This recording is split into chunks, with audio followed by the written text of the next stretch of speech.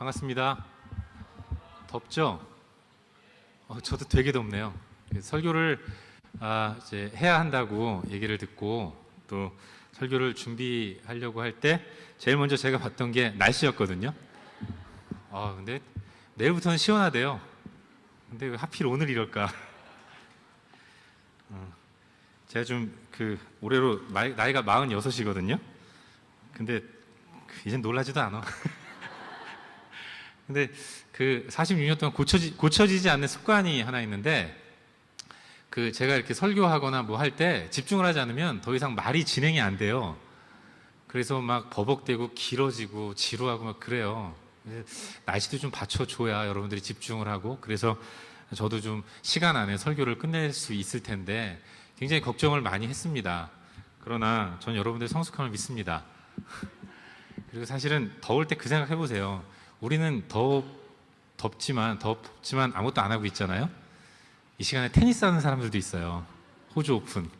그 사람들을 생각하면서 좀 기운 내고, 길진 않을 겁니다. 제가 뭐 욕먹을 일 있어요?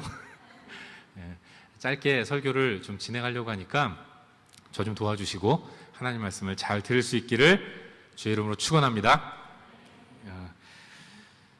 방금 읽은 제목, 본문을 가지고 샬롬을 누리려면이라는 그런 제목으로 하나님 말씀을 나누도록 하겠습니다.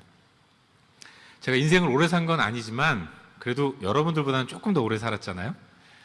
근데 살면서 느끼는 것 가운데 하나가, 남자는 정말로 화성에서 왔어요. 그리고 여자는 진짜로 금성에서 왔다는 것입니다.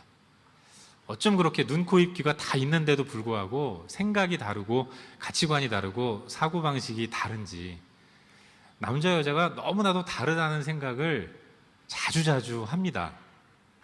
남자 여자만 다른 것이 아니라 사람들마다 다 다르다는 생각이 들어요. 그래서 하고 이야기를 했을 때 그 이야기를 로 받아들이는 사람이 별로 없고 으나, 어나, 응이나 이런 식으로 받아들이는 경우가 종종 있다는 거죠. 그래서 오해를 하고, 그래서 싸움을 하기도 하고, 뭐 이런 일들이 벌어져요. 남자 여자가 싸우는 싸움은요, 금성에서 온 여자와 화성에서 온 남자가 싸우는 전쟁이기 때문에 별들의 전쟁입니다. 심각한 그런 양상이 벌어지기도 하죠. 휴가 하면 떠오르는 그림이 서로 다릅니다. 저도 얼마 전에, 2주 전에 가족들과 함께 휴가를 좀 다녀왔는데, 휴가를 간다고 하면 평소 자연을 벗삼아 전원의 삶을 동경하는 제 아내는 휴가하면 해변을 거닐면서 나 잡아봐라, 안 잡으면 죽는다, 이런 로맨틱한 그림을 그려요. 하지만 제가 생각하는 휴가는 다 귀찮아요. 그냥 집이 아닌 호텔에서 에어컨 시원하게 틀고 그냥 아침부터 저녁까지 널브러져서 최대한 릴렉스하는 그런 시간으로 휴가를 생각합니다. 저에게는 딸아이가 하나 있는데, 그럼 저희 아이에게 있어서의 휴가는 무엇인가? 엄마와 아빠와 함께 가는 휴가는 달리는 차 안에서부터 호텔에 도착하고 집에 돌아오는 그 순간까지 그동안 못 봤던 개그 콘서트, 음악 캠프, 런닝맨, 슈퍼맨이 돌아왔다, 이런 걸 실컷 보는 시간으로 휴가를 생각합니다.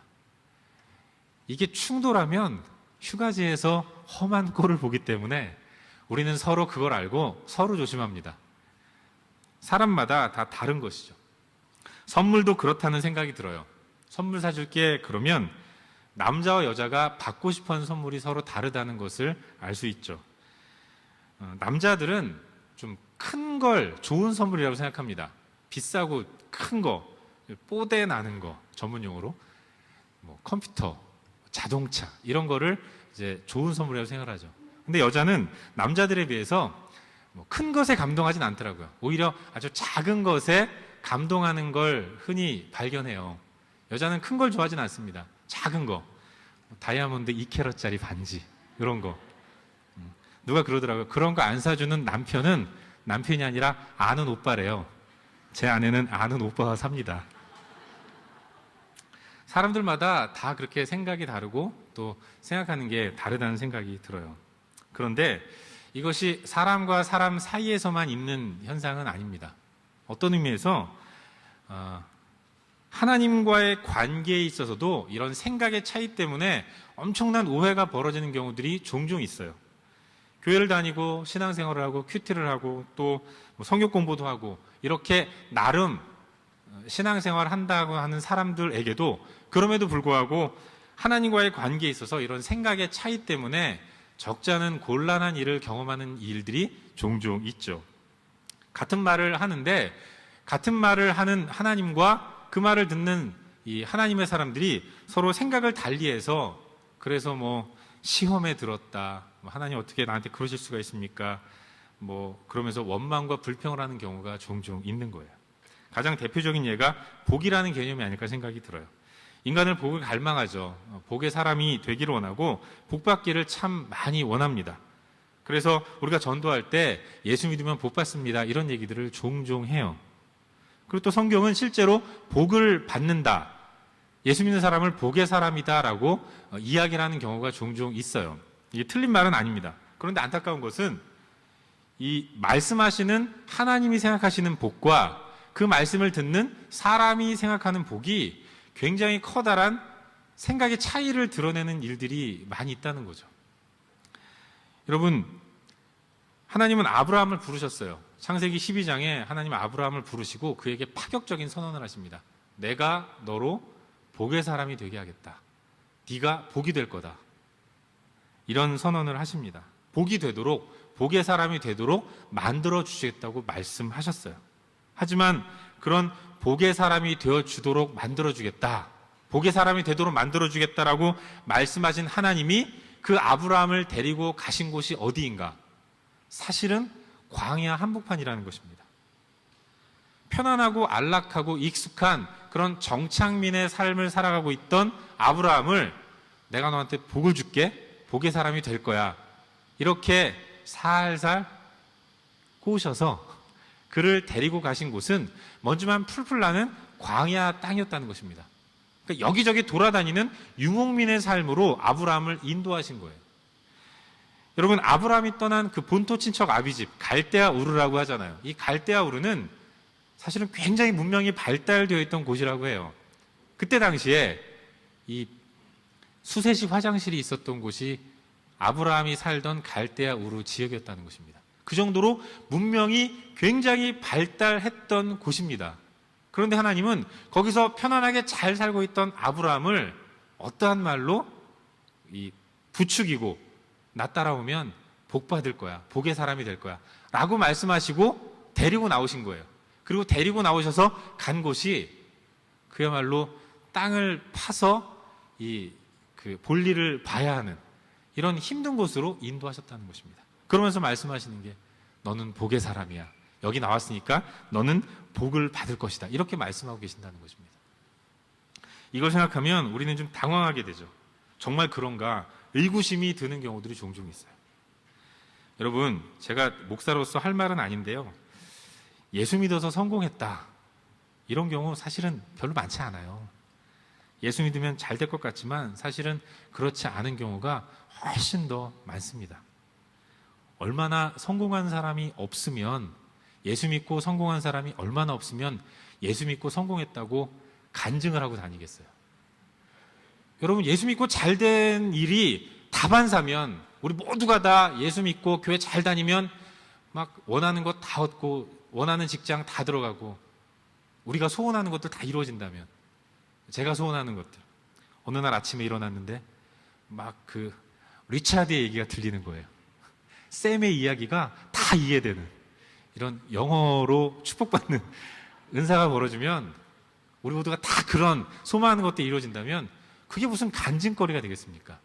아주 희소 가치가 있기 때문에, 그런 일이 절대로 일어나지 않기 때문에 사람들이 나한테 신기한 일 일어났다고 간증하고 다니는 거 아니겠습니까?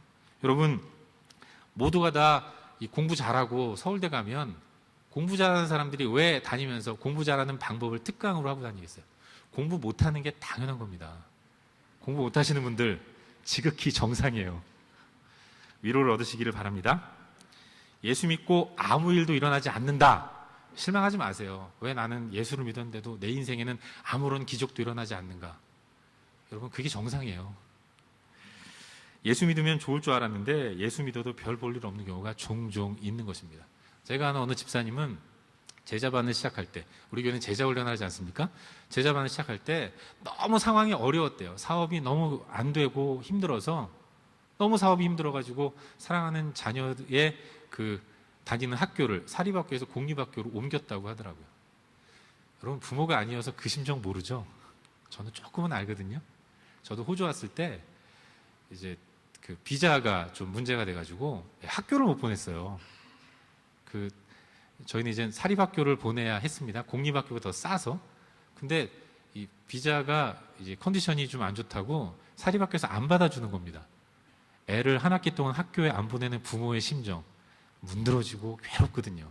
근데 이분이 사업이 너무 안 돼가지고 잘 다니던 아이의 사립학교를 나오게 해가지고 공립학교로 보냈어요. 그리고 제자 훈련을 하면서 말씀을 배우고 기도하고 열심히 훈련을 했습니다. 예수 잘 믿었어요. 그리고 나서 1년 동안 훈련을 받고 훈련을 마친 이후에 간증을 하는데 이럽니다. 제자반을 시작하기 전에 내 사업은 어렵고 힘들어서 우리 아이의 학교를 사립에서 공립으로 옮겼습니다. 이제 훈련을 마치고 수료를 하는 지금 우리 아이는 공립학교에서 다시 사립학교로 옮겼습니다 라고 말하고 싶지만 여전히 우리 아이는 공립학교를 다니면서 제 사업은 이 돌파구를 찾지 못하고 있습니다. 이런 고백을 하는 걸 들어봤어요.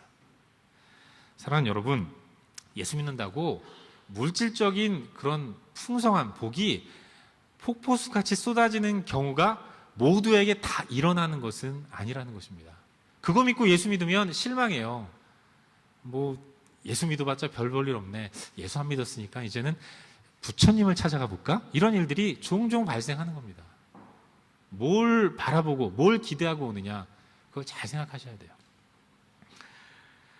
오늘 우리는 사사기 말씀을 본문으로 삼고 말씀을 묵상하고 있는데, 이 사사기는 하나님의 은혜로 애굽에서 탈출한 이스라엘 백성들이 하나님이 약속하신 가나안이라는 땅으로 들어가서 그곳에서 살아가는 모습을 쓰고 있는, 기록하고 있는 성경이에요. 그게 사사기입니다. 근데 여러분, 이스라엘이 들어가서 살게 될 가나안 땅을 가리켜서 성경은 젖과 꿀이 흐르는 땅이다 라고 말씀하고 있습니다. 하나님이 이 땅의 많은 곳 가운데서 이 가나안을 예비해 두셨고 하나님의 백성인 이스라엘을 그곳으로 들어가게 하셨어요. 그런데 하나님의 백성인 이스라엘이 들어가 살게 될 가나안 땅은 하나님이 친히 말씀하시기를 그 땅은 젖과 꿀이 흐르는 땅이다라고 말씀하고 계신 것입니다. 이 말은 그 땅은 좋은 땅이라는 겁니다. 그 땅은 풍성한 땅이고 그 땅은 샬롬의 땅이라는 거예요. 하나님이 그렇게 그 땅을 입에 침이 마르도록 좋은 땅이라고 칭찬해 주셨어요. 그런데 여러분, 사실 솔직히 냉정하게 생각해 보면 그들이 들어간 가나안 땅, 젖과 꿀이 흐르는 땅이라고 말씀하신 가나안 땅은 사실은 그렇게 축복받은 샬롬의 땅은 아니었습니다. 그들이 그 땅에 들어가기 전에 살았던 애굽에 비교해 보면 그렇다는 거예요. 여러분, 애굽은 사실은 좋은 땅이에요.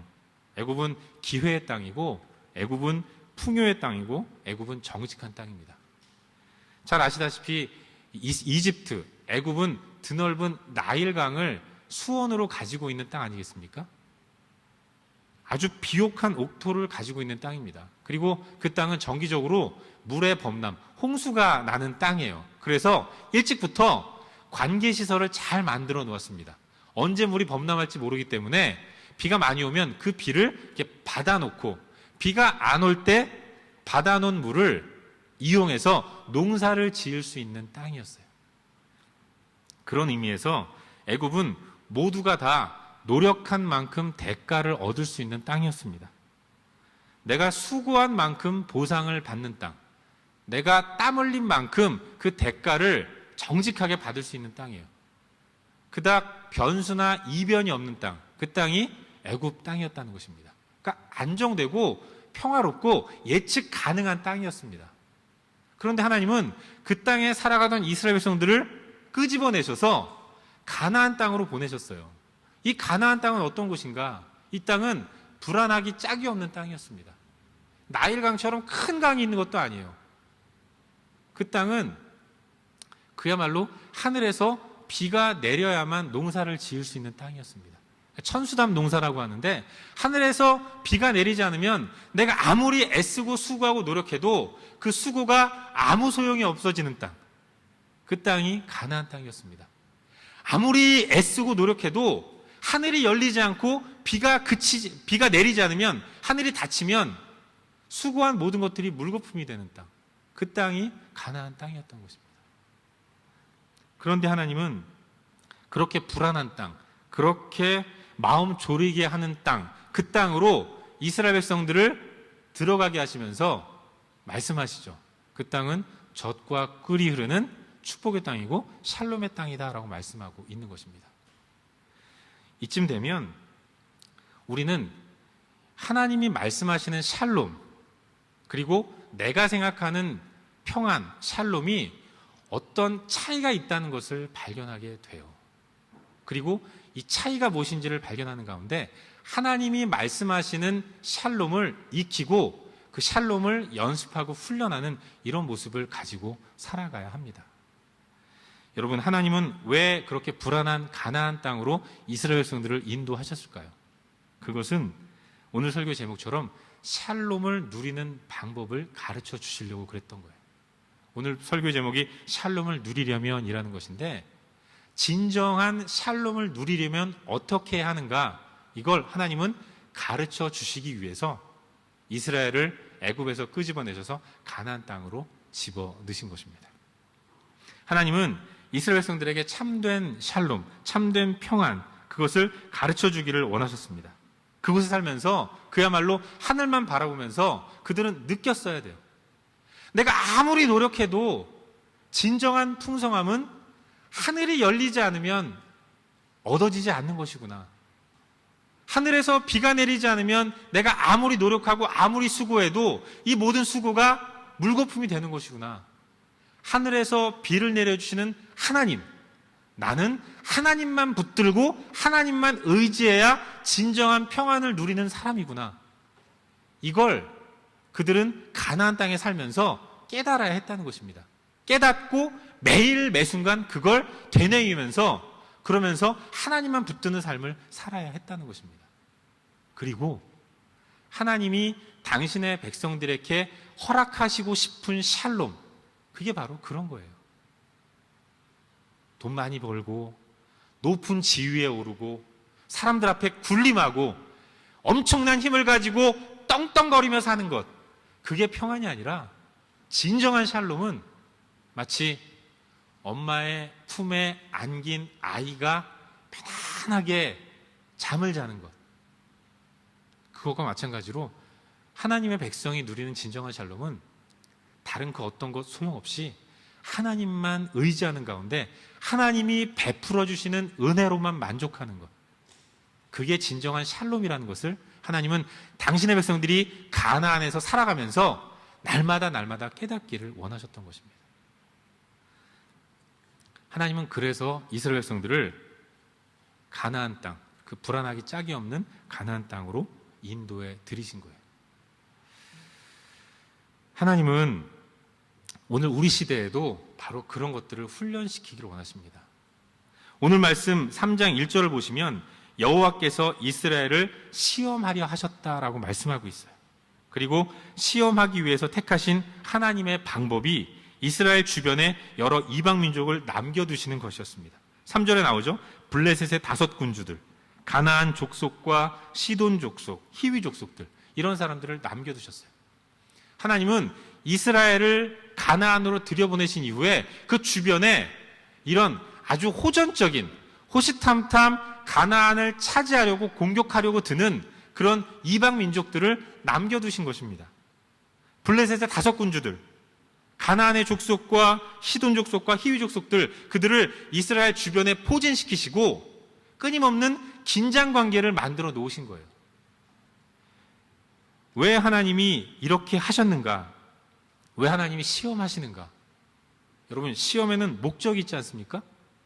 시험의 목적, 그게 바로 2절 중반부에 나오는데, 그것을 가르쳐 알게 하려 하사, 가르치기 위함이었던 것입니다. 가르치고 훈련시키려는 목적으로 하나님은 이스라엘 백성들을 시험하셨는데, 하나님이 선택한 시험의 방법이 이스라엘 주변에 이스라엘을 노리는 위험한 호전적인 이방 민족을 배치해 놓으신 거예요. 하나님은 주변 이방 민족들로부터 계속해서 위협을 받는 환경에 당신의 백성들을 남겨 놓으셨습니다. 이걸 통해서 그들이 배워야 할 것, 훈련해야 할 것이 무엇인가? 그것은 나의 안전은 내가 내 힘으로 지키는 것이 아니라 하나님이 허락해 주셔야 얻을 수 있는 것이구나. 나는 하나님만 붙드는 존재이어야 하는구나. 이걸 깨닫도록 하나님은 이방 민족들을 세우신 것입니다. 이스라엘은 애굽에서 나와서 가나안으로 가는 동안 여러 전쟁을 치렀어요. 광야에서도 전쟁을 치렀고요. 그리고 이제 가나안에 입성하면서 그곳에서 가나안을 차지하는 동안 여러 민족들과 많은 싸움을 벌였습니다. 그런데 이스라엘이 애굽에서 나와서 가나안을 차지하기까지 그들이 벌였던 모든 전쟁에는 한 가지 특징이 있습니다. 그것은 그 모든 전쟁을 하나님이 다 해주셨다는 거예요. 이스라엘은 전쟁하시는 하나님 뒤에 서서 하나님만 졸졸 쫓아다녔다는 것입니다. 하나님은 이스라엘의 앞에서 이스라엘을 위해서 전쟁을 치러주셨어요. 그 승리를 그냥 들어서 이스라엘 백성들에게 얹어주신 것입니다. 이게 이스라엘이 가나안을 차지하기까지 그들이 치렀던 모든 전쟁의 내용이었어요. 여러분, 그들은 요단강을 건넜습니다. 그들이 요단강을 건널 때 한 일은 아무것도 없었어요. 요단강을 건너서 여리고를 무너뜨릴 때에도 그 여리고성은 그들이 무너뜨린 것이 아니라 하나님이 무너뜨리셨던 거예요. 그 이후에 예루살렘의 그런 그 왕들이 연합해서 그들을 공격할 때 무슨 힘으로 그들을 공격할 수 있겠습니까? 방어할 수 있겠어요. 그런데 하나님이 그들의 앞서서 싸워주셔서 그들은 승리할 수 있었던 것입니다. 그들의 모든 전쟁은 하나님이 다 치러주신 거예요. 출렁대는 요단강 물가에서 법궤를 맨 제사장들이 두려움을 뒤로하고 발을 요단강에 댈 때 요단강이 둘로 갈라졌어요. 그들은 그냥 건너만 가면 됐습니다. 아무 소리 하지 말고 여리고성 주변을 하루에 한 바퀴씩 돌고 마지막 날은 7바퀴를 돌아라. 그리고 마지막에 와 함성을 질러라. 그들은 순종만 했어요. 그랬더니 여리고성이 무너진 것입니다. 그들이 한 일이라곤 순종하는 거였고, 그랬더니 하나님이 승리를 안겨주신 것입니다. 그런 전쟁을 치르면서 전쟁을 치른 이스라엘 백성들은 뭘 느꼈겠습니까? 이 전쟁은 내가 하는 게 아니구나. 내 백성의 안전은 하나님이 지켜주시는 것이구나. 나는 하나님의 보호가 아니고서는 한순간도 살아갈 수 없는 연약한 존재이구나. 나는 하나님만 붙들어야 온전한 삶을 살 수 있겠구나. 그걸 깨달았던 것입니다. 그리고 그 가나안 땅에 살아가면서 나의 진정한 왕은, 우리 민족의 진정한 왕은 하나님 밖에는 없는 것이구나. 그러면서 하나님만 예배하는 삶, 하나님만 섬기는 삶, 이런 삶을 살았던 거예요. 그런데 시간이 지났습니다. 그 전쟁의 짜릿함, 하나님이 승리하셔서 안겨주신 그 전쟁의 승리를, 그 짜릿한 승리를 경험한 그런 하나님의 사람들이 시간이 지나면서 역사의 뒤안길로 물러났어요. 다 죽고 이제 전쟁을 치르지 않았던 다음 세대가 등장한 것입니다. 그들은 하나님이 허락하신 전쟁의 승리를 맛보지 않았던 거예요. 그래서 그들은 선대 조상들보다는 하나님을 덜 의지하는 그런 삶을 살았습니다. 그 역사가 사사기의 역사예요. 여호수아까지는 오직 하나님만 의지하는 삶을 살겠다고 결단했고 그런 삶을 살았습니다. 여호수아 24장에서 여호수아가 이제 역사의 뒤안길로 물러나면서 백성들에게 고별 설교하는 내용이 기록되어 있는데 뭐라고 얘기합니까? 너희 눈에 보기에 좋은 대로 눈에 들어오는 이러저러한 신들을 섬기려면 섬겨라. 그러나 나와 내 가족은 여호와 하나님만 섬기겠다. 선언하는 겁니다. 그 말을 들은 모든 이스라엘 백성들이 아닙니다. 우리 또한 당신의 하나님, 나를 여기까지 인도하셨고 광야를 건너게 하셨으며 요단강을 육지로 건너게 하셨고 모든 전쟁들을 다 대신 치러서 승리를 하신 그 여호와 하나님만을 왕으로 섬기면서 하나님 배신하지 않는 하나님만 섬기는 삶을 살겠습니다. 모든 백성들이 여호수아 앞에서 결단하고 그런 삶을 살겠다고 다짐했어요. 그러나 시간이 지나면서 여호수아를 알지 못하던 사람들, 하나님의 승리를 경험하지 못한 사람들이 역사의 중앙에 들어오면서 그 감격을 잃었습니다. 하나님이 어떤 분이신지를 모르는 거예요. 하나님의 위대하심을 모르는 것입니다. 그런 그들에게도 샬롬이 필요하잖아요. 그래서 그들이 선택한 샬롬의 방법은 이웃하는 주변 민족들이 살아가는 방법을 취한 것입니다. 그들이 보니까 왕을 세웠거든요. 이 왕이 이렇게 저렇게 사람들의 문제들을 조정하면서 그러면서 절대 권력을 가지고 때로는 압제도 하고 그러면서 정치적으로 백성들을 이끌어갑니다. 그게 좋아 보여서 눈에 보이지 않는 하나님 필요 없어요. 전능하지만 눈에 보이지 않는 하나님 말고 좀 덜 전능해도 우리가 믿고 따를 수 있는 눈에 보이는 사람 왕 원합니다. 이런 왕이신 하나님을 내리고 눈에 보이는 인간 왕을 구했던 사람들이 사사기 시대에 등장하는 그런 이스라엘 백성들의 모습이었습니다. 직접적으로 왕은 구하지 않았지만 더 이상 하나님을 왕으로 섬기지 않고 각자 자기 소견에 옳은 대로 사는 삶, 각자 자기 생각대로 살아감으로 샬롬을 얻으려고 했던 사람들, 그 사람들이 사사기에 기록된 이스라엘 백성들이었던 것입니다. 그들에게 있었던 것은, 그들에게 찾아온 것은 샬롬이 아니었어요. 그들은 샬롬의 땅에서 젖과 꿀이 흐르는 하나님이 허락하신 그 샬롬의 땅에서 전혀 평안을 누리지 못하는 스스로의 힘과 능력과 의지를 가지고 열심히 애를 쓰고 수고해서 평안을 누리려고 하는 그런 고단하고 힘든 삶을 사는 사람들이 되었던 것입니다. 그래서 그들은 샬롬을 누리지 못하고 샬롬의 반대, 엔샬롬, 피곤한 인생을 살았던 거예요. 여러분, 하나님은 당신의 백성들을 사랑하세요. 그래서 그들에게 진정한 샬롬을 허락해 주시기 위해서 선택한 것이 그들을 위협하는 이방 민족들이었던 것입니다. 그들을 바라보면서 그들의 위협 앞에서 불안에 떨면서 나를 지켜줄 수 있는 분은 오직 하나님 한 분뿐이구나. 나는 하나님만 의지해야 하는구나. 그러면서 하나님을 붙드는 삶을 살기를 바라셨던 것입니다. 그때 진정한 샬롬을 누릴 수 있기 때문에 그런 거예요. 우리가 얻고자 하는 샬롬, 우리가 누려야 하는 평안, 그것은 내가 노력해서 얻는 것이 아니라 하나님이 주셔야 하는 것입니다. 은혜로 주셔야 참된 샬롬, 참된 평안을 누릴 수 있다는 사실을 믿으시길 바랍니다. 사랑하는 성도 여러분, 우리 가운데는 여러 가지 어려움과 한계들이 있어요. 때로는 그 한계들 때문에, 그 어려움 때문에 답답하고 눈물을 흘리면서 기도하는 분들이 많이 있습니다. 하나님, 내 인생은 왜 이래야 합니까? 왜 이렇게 피곤한 인생을 살아야 합니까? 하나님, 좀 날쌔게 좀 풀어주시면 안 됩니까? 좀 편안하게 살면 안 되는 것입니까?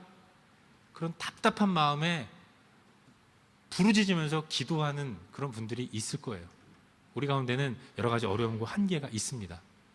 그런데 여러분, 우리가 간절히 기도함에도 불구하고 하나님이 한계와 어려움들을 거두시지 않는다면 그 한계와 어려움이 여러분들로 하여금 하나님을 붙들게 만드는 샬롬의 길로 나아가도록 만드는 하나님이 허락하신 방법이라는 사실을 믿으시길 바랍니다.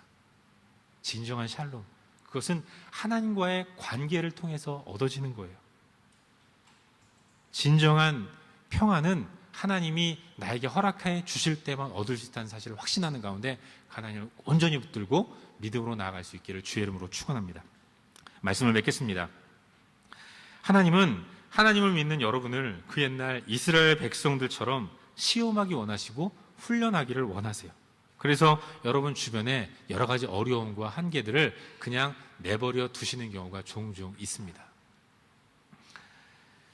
제가 설교하면서 처음에 몇 주 전에 휴가를 다녀왔다고 말씀을 드렸는데, 아내도 그렇고 저도 그렇고 이번에 다녀온 휴가지만큼 좋은 곳을 저는 다녀오지 못했어요. 정말로 좋았습니다. 부러우라고 말씀드리면, 아침에 일어나면 햇살이 이 침실을 쫙 비춥니다. 베란다를 창문을 열면요, 그 앞이 바다예요. 그런 곳에서 아주 저렴한 가격에 편안하게 있다가 왔습니다. 근데 거기가 너무 좋더라고요. 그래서 한순간 든 생각이, 집에 가지 말았으면 좋겠다. 우리 집보다 좋으니까 여기서 그냥 살았으면 좋겠다. 그런 생각이 들었고, 혹시라도 우리 교회가 노스록스 입당을 하고 또 안정이 되면 새순교회, 지교회를 이곳에 설립을 하면 내가 한번 간다고 얘기해 볼까? 이런 생각을 할 정도로 너무 그곳이 좋았어요. 골드코스트예요. 근데 여러분, 그렇게 좋은 마음으로 여기 너무 좋다, 너무 좋아 막 이러면서 행복하게 룰랄라 그러면서 해변을 거닐고 바닷가를 거닐다가, 그러다 이제 시간이 돼서 집에 가려고 이제 주차되어 있는 곳으로 왔어요. 근데 저쪽에 차가 주차되어 있는데 이상하게 그 와이퍼 옆에 쪽지가 하나 누가 이렇게 올려놓고 갔더라고요. 저게 뭘까 기대하는 마음을 가지고 차에 근처에 가서 쪽지를 탁 펴봤는데, 너 주차 잘못했다, 이러이러한 방법으로 언제까지 벌금 내라, 딱 걸려 있는 거예요. 사실 뭐 잘못한 거 아니에요. 그 동네하고 우리 동네가 주차 방법이 달라서 그렇지, 저는 다른 사람 배려한다고 조금 앞으로 댔거든요. 그랬더니 그 스페이스에 그 번호판 가렸다고 스티커를 딱 끊는 겁니다. 그때 들었던 생각, 에이, 그래도 시드니가 낫구나. 기쁨으로 내려왔습니다. 여러분, 제가 무슨 말 하려고 하는지 아시겠죠? 삶 속에서 만나는 어려움, 또 한계, 이게 없으면 이 땅이 좋아요. 이 땅이 천국이면 하나님이 허락하신 천국을 왜 기대하겠습니까? 좀 좋고 좀 편안해도, 그러나 이곳은 우리가 영원히 살아갈 곳이 아니라는 것입니다. 누군가 나에게 잘해줘요, 친절을 베풉니다. 그럼 그 사람이 좋죠. 그 사람과의 관계가 너무 좋아서 행복을 느끼고 평안을 느낄 것입니다. 그러나 그 평안이 영원토록 지속되는 것이 아니에요.